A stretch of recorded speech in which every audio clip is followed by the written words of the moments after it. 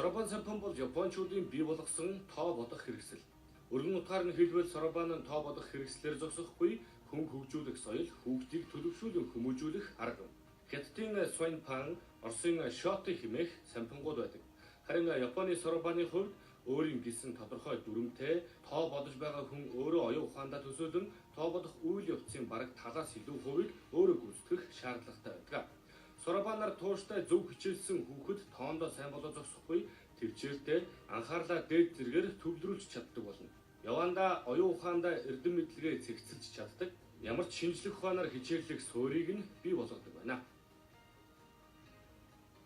83 сая 174,260 нэмэх нь 27 сая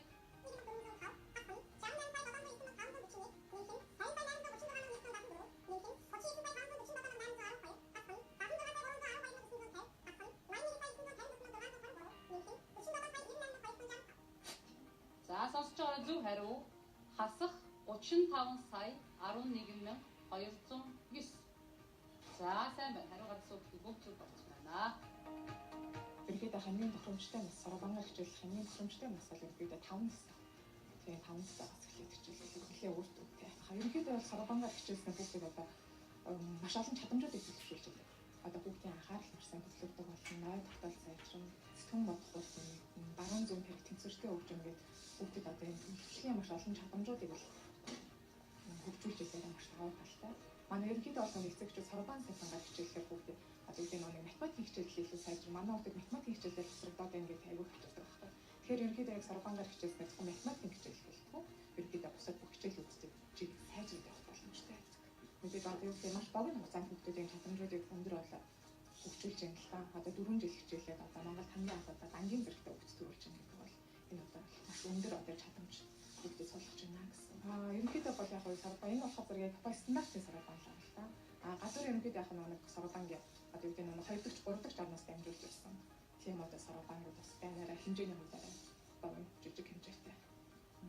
Яг стандартын сорабан бол одоо яг 23 мөртэй одоо манай хүүхдүүдийг хэрэглэж байгаа. Энэ сорабан бол яг Японы стандартын сорабан. За Монголд анх удаа Монгол сорабан сургалтын төвөөс сорабангаар хичээлэгч Баянмөкийн Баяр Баясгалан гэдэг хүүхэд маань одоо дангийн төвшинг хийж байгаа юм байна. За Японы сорабангийн холбооноос Баяр Баясгалангийн одоо шалгалтыг бодлогыг үзэж шалгаад за анзангаар бол 8 дугаар дан за сорабангаар бодоход 4 дугаар дангийн одоо төвшинг хангаж чадсан гэсэн ийм гоё батламжийг сая одоо явуулсан байна.